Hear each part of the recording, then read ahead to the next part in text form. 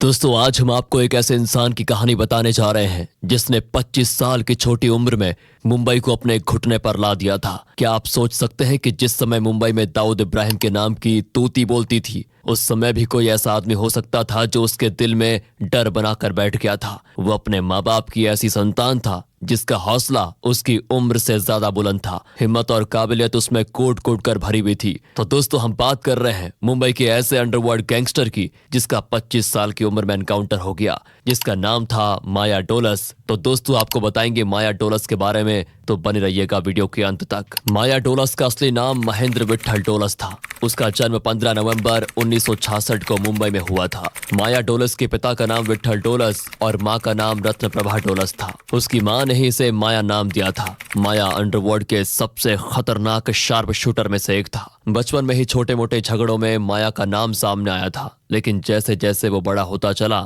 उसका क्राइम भी बढ़ते चला गया। रात को लेट नाइट पब में जाना, डांस करना उसे बहुत ज्यादा पसंद था। माया का स्वभाव बचपन से गुस्सैल था। गुस्सा आ जाए तो गोली चलाने में देरी नहीं करता था। यहाँ तक कि AK-47 फायर कर देना भी उसको बड़ा आसान लगता था। इसके मुंह से गोलियां तो ऐसे बरसती थी जैसे बादलों से पानी बरसता हो। इसने घाटकोपर की एक डॉन अशोक जोशी की गैंग को केवल 16 साल की उम्र में ही ज्वाइन कर लिया। इस गैंग में रहकर इसने बहुत से क्राइम किए। आगे चलकर साल 1986-87 में वो अरुण गवली की गैंग में चला गया। अरुण गवली के लिए काम करते हुए इसने अरुण के दुश्मनों की नाक में दम कर दिया। इसने अरुण गवली के दुश्मन गैंगस्टर अमर नायक के लोगों को मारा। धीरे धीरे ये अमर नायक की आंख की किरकिरी बन गया। इसी बीच माया डोलस एक बार पुलिस के हत्थे पे चढ़ गया था। तब उसने पुलिस वाले को चाकू मारा और वहां से भाग गया। आगे चलकर उस पुलिस वाले की मौत भी हो गई। इधर अमर नायक हर हाल में माया डोलस को हासिल करना चाहता था, उस पर कंट्रोल करना चाहता था। आगे चलकर अमर नायक और अरुण गवली ने आपस में समझौता किया, लेकिन अमर नायक ने समझौते की शर्त यह रखी कि अरुण गवली माया डोलस को उसे दे देगा। अरुण गवली ने शर्त को मान लिया। माया डोलस को अरुण गवली और अमर नायक के इस कॉम्प्रोमाइज के बारे में पता चल गया तो उसने अरुण गवली की गैंग को भी छोड़ा और उसने दाऊद इब्राहिम की डी कंपनी ज्वाइन कर ली। साल 1988 में दिलीप बुआ और माया डोलस की मुलाकात हुई। दोनों उस समय डी कंपनी के लिए काम करते थे। दिलीप बुआ की बात करें तो ये भी छटा हुआ बदमाश था। ये जितना डेंजर था उतना ही घटिया मेंटेलिटी वाला आदमी था। कहते हैं कि इसने 2 लड़कियों को केवल इसलिए गोली मारी क्योंकि इसे शक था कि वो लड़कियां उस पर हंस रही है। इसी के बीच सेंट्रल मुंबई में एक और डॉन का सिक्का चलता था। उसका नाम था रामा नायक, जो अपने लेवल पर काम करता था। इसका डी कंपनी से कोई लेना देना नहीं था, न ही ये दाऊद के आगे पूंछ लाने को तैयार था। नतीजा ये हुआ कि दाऊद इब्राहिम अपने मन में रामा नायक को लेकर खुन्नस खोए बैठा था। वो किसी ऐसे मोहरे की तलाश में था जो रामा नायक का गेम बजा सके। दिलीप बुआ के खतरनाक तरीके को जब रामा नायक ने देखा तो उसने दिलीप को अपना बॉडीगार्ड रख लिया। और ये खबर जब दाऊद इब्राहिम को पता लगी तो उसने छोटा राजन से कहा, तुम दिलीप बुआ को रामा नायक का गेम बजाने के लिए कहो, बदले में उसे बहुत सारा पैसा मिलेगा या फिर डी कंपनी में एंट्री मिल जाएगी। दाऊद इब्राहिम के ऑफर को दिलीप बुआ ने स्वीकार किया और दिलीप बुआ ने रामा नायक को बहुत ही नजदीक से गोली मारी और रामा नायक की मौके पर मौत हो गई। उसके साथ साथ रामा नायक की गैंग भी खत्म हो गई। साल 1988 तक मुंबई में दाऊद इब्राहिम के मुकाबले कोई भी गैंगस्टर नहीं बचा था। केवल अशोक जोशी ही था जो घाटकोपर और कंजूर मार्ग में अपनी गैंग को चला रहा था। मगर आगे चलकर डी कंपनी ने अशोक जोशी को भी खत्म कर दिया। साल 1988 से 1990 तक दाऊद इब्राहिम और छोटा राजन दुबई में शिफ्ट हो चुके थे, जिसके बाद डी कंपनी का काम मुंबई में माया डोलस और दिलीप बुआ ने संभाला। विशेष रूप से अंधेरी और खार जैसे इलाकों में इनका अच्छा दमखम था। साल 1990 में मुंबई में AA खान यानी कि आफ्ताब अहमद खान की पोस्टिंग हुई। यहाँ जब उन्होंने देखा कि सड़कों पर रोज ही खून खराबा हो रहा है, तब उन्होंने देश में पहली बार TS एंटी टेररिस्ट स्क्वाड की स्थापना की, जिससे कि सड़कों पर हो रहे खून खराबे वाले क्राइम को कंट्रोल किया जा सके।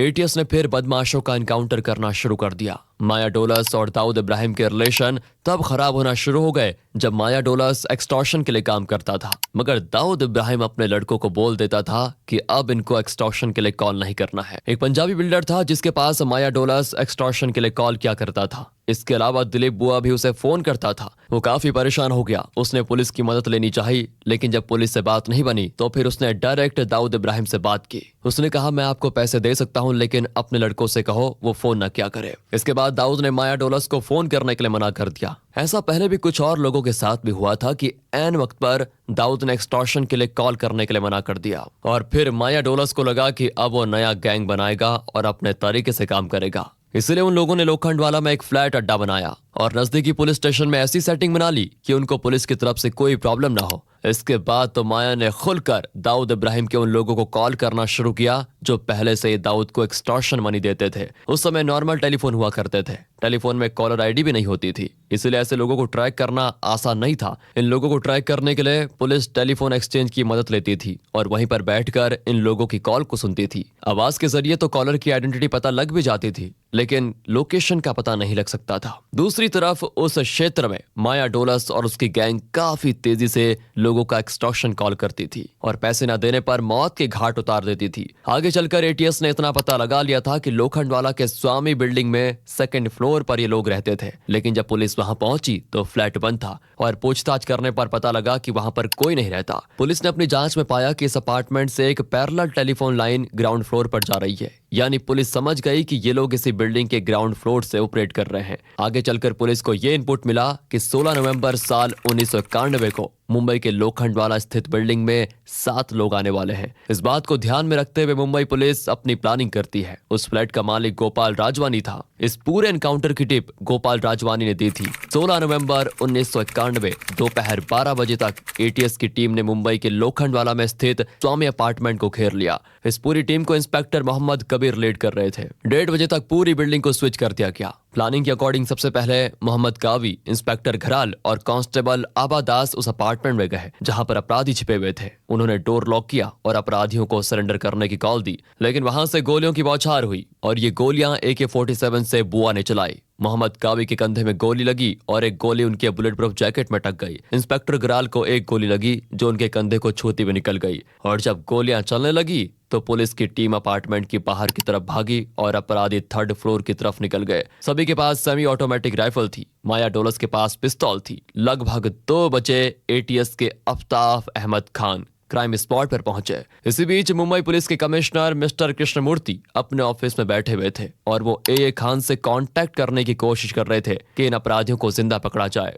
लेकिन वायरलेस के जरिए संपर्क नहीं हो पाया। इसके बाद उन्होंने एक पुलिस ऑफिसर गोपसे को AA खान के पास भेजा। गोपसे ने जब खान से बात की तब ऑपरेशन काफी आगे बढ़ चुका था और AA खान ने उनसे यही कहा कि ये ऑपरेशन ATS का है। शाम 4 बजे तक 3 अपराधी मारे जा चुके थे। दिलीप बुआ के पैर में गोली लगी और एनकाउंटर अभी जारी था। 4 बजे तक दिलीप बुआ की तरफ से गोलियां चलनी बंद हो गई। माया डोलस को लगा कि उसके तमाम साथी मारे गए। तब वो दोनों हाथ ऊपर करके सरेंडर के इरादे से बाहर आया और कहा कि मैं सरेंडर करना चाहता हूं, मगर उसे देखते पुलिस टीम ने उस पर फायरिंग कर दी और एक साथ 100 गोलियां उसके शरीर में डाल दी। इसके साथ ही फाइनली एनकाउंटर खत्म हुआ और एनकाउंटर में 5 अपराधियों के साथ 2 सिविल भी मारे गए। मारे गए सिविलियन भी इन अपराधियों के सहयोगी ही थे। ऑफिशियली 5/15 पर ऑपरेशन खत्म हुआ। दिलीप बुआ, अशोक नटकर्णी, रवि पुजारा और माया डोलस के साथ 3 अन्य डेड बॉडीज मिले। तो दोस्तों, इस प्रकार ये एनकाउंटर खत्म हुआ। इस एनकाउंटर के खत्म होने के बाद एटीएस की टीम पर सवाल भी उठाए गए,